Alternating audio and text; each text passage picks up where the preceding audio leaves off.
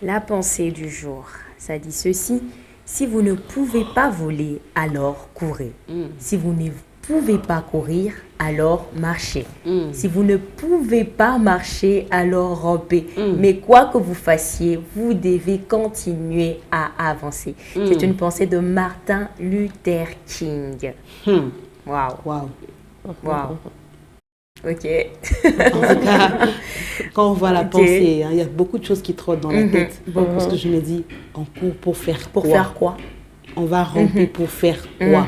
En fait, c'est quoi la finalité de tout ça? Je suis en train d'essayer d'entrer un peu dans la pensée de Martin Luther King ce matin. Heureusement que maman Émilie est là. Ça, on va aussi est là. Parce que je me dis, mais est-ce que c'est nécessaire de faire tout ça pour que le plus important est de continuer? Pourquoi? Oui. En fait, l'homme est appelé à évoluer. Hein. C'est dans tous les domaines possibles.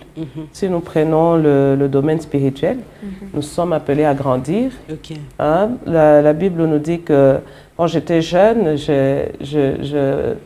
on m'est chaussé, on m'est saigné. Maintenant que je suis en train de paraphraser, que j'ai grandi, je peux me fermer la ceinture moi-même. Ou alors, lorsqu'on est jeune, on prend le lait. Et quand on grandit, on prend de la nourriture solide. C'est une croissance qu'on est en train de nous montrer là. Donc, on ne peut pas s'arrêter d'avancer. C'est ce que Martin Luther King est en train de vouloir nous faire comprendre. Il ne faut pas s'arrêter d'avancer. Quand on est bébé spirituel aujourd'hui, demain, on est appelé à devenir adolescent spirituel, si on peut le dire. Et après, on devient adulte, on grandit. Ce n'est pas pour rien que nous sommes dans l'année de la croissance.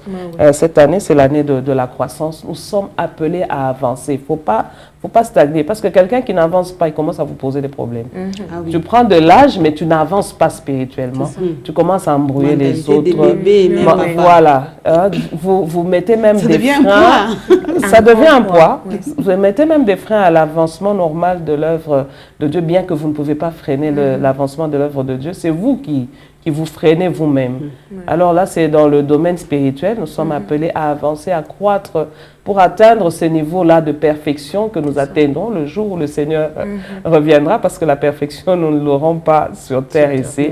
Nous sommes en train d'avancer petit à petit et nous allons atteindre cette perfection-là le jour où le Seigneur vient nous prendre. Mais il y a aussi avancé dans tous les autres domaines. On est appelé à évoluer. Dans ton travail, tu n'es pas resté la même depuis que tu as commencé ce travail.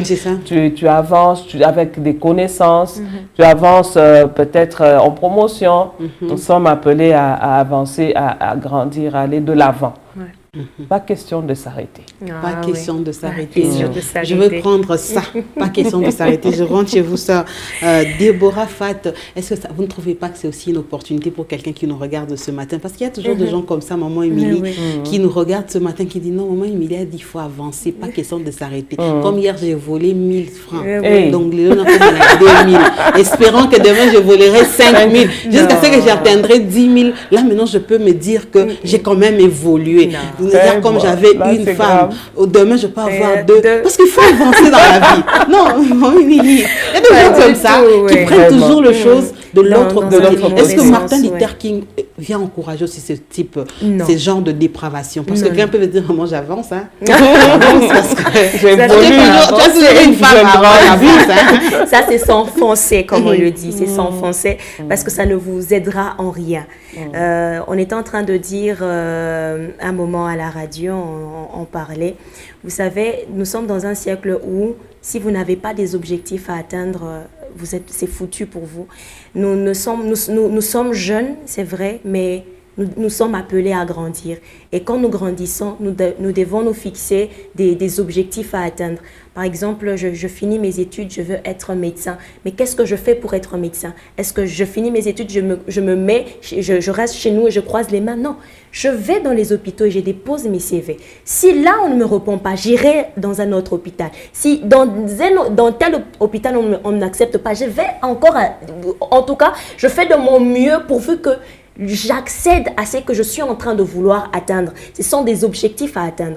Donc, quand on dit avancer on doit avancer, on continue, on doit voler, courir, marcher, ramper. Ce sont des objectifs jusqu'à ce que j'atteigne les objectifs pour lesquels je suis ici sur terre. Par exemple, il y a des gens qui sont appelés à être des grands hommes des dieux, des ministres par exemple. Est-ce que c'est un beau jour comme ça on se réveille et puis on devient ministre? Pas du tout.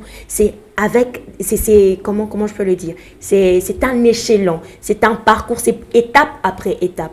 Et si vous êtes quelqu'un qui est facilement influençable parce que quelqu'un vous a dit mais mon cher, depuis que tu as frappé à telle et telle autre porte, si on ne t'a pas ouvert, va sur un chemin facile et puis gagne ta vie. Mais si vous vous dites que moi je suis quelqu'un que Dieu m'a appelé pour être un ministre, je n'irai pas à gauche, j'irai tout droit vers l'objectif que je dois atteindre à être ministre. Je veux étudier, je veux me former, je veux faire telle et telle autre chose pour atteindre cet objectif-là. Alors Dieu, en tout cas, verra votre volonté et vous fera énormément grâce. Parce que nous voyons des gens aujourd'hui veulent la facilité et ils courent vers des moyens faciles. Et nous voyons des jeunes sœurs. J'étais en train de faire rire à ma sœur jumelle et elle me disait, Déborah, j'ai vu de mes amis avec des véhicules en train de marcher et puis je me suis dit, Seigneur, mais c'est depuis aussi là 2018, jusqu'à présent, on n'a même pas voiture, Seigneur, tu nous vois.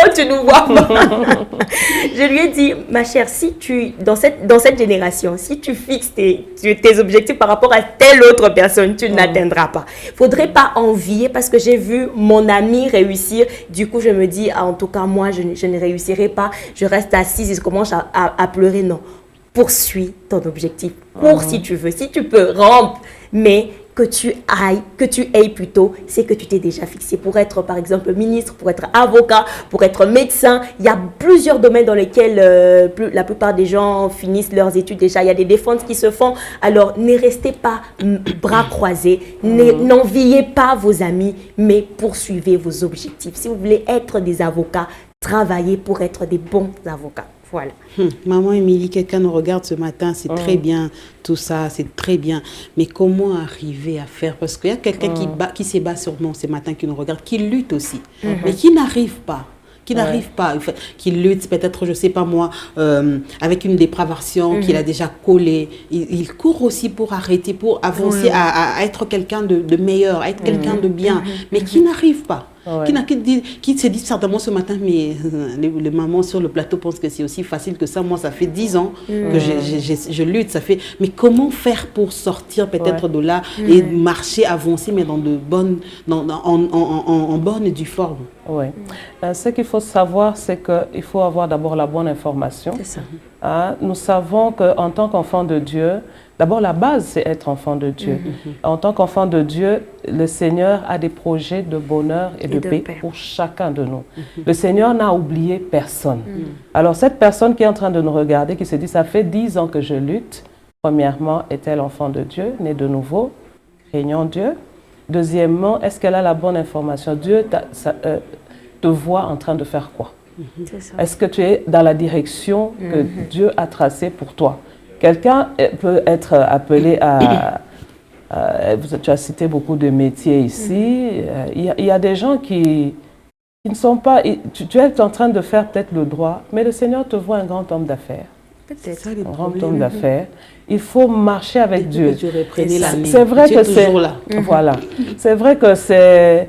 Les gens pensent que c'est tellement difficile de découvrir. Quand on est ami à Dieu, ami au Saint-Esprit, on découvre l'objectif que Dieu a pour ta vie.